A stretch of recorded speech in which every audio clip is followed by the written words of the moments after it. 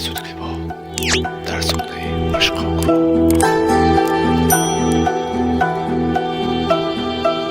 رفتی از پیشم که جای من برات کی زندگیشه،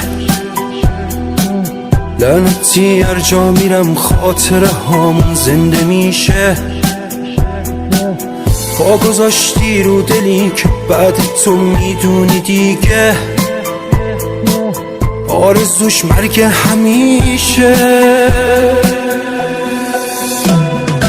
طاقت ندارم این روزا هر جا که میرم همه دنبال بهونن، لا ولایت زن آشون بحث و سمتت میکشونن،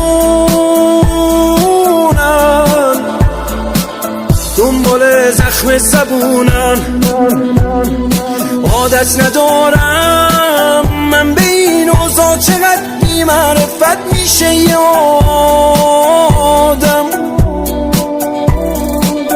آبرو واسم نذاشتی حتی پیش خونه بارم،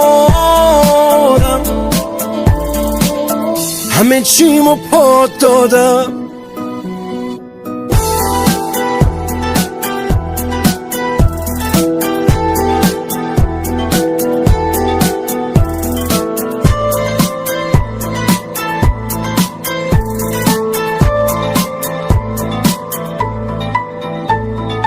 این رابطه شاید واسه تو عادی بود، اما من عاشق توقعم از عشق کم زیادی بود.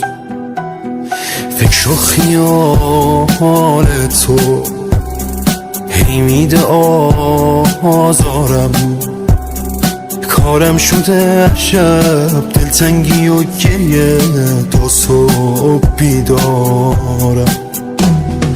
طاقت ندارم این روزا هر جا که میرم همه دنبال بهونن، لا ولایت زن آشون بحث و سمتت میکشونن، دنبال زخم زبونن. عادت ندارم من به این اوضاع چقدر بی معرفت میشه یه آدم.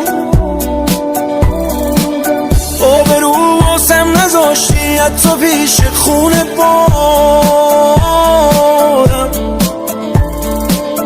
همه چیمو پات دادم. خداوندلو دوستان هنگام روبنا شدن حتما زنگ رو پخش کنید، این به ما خیلی کمک می‌رساند. خیر.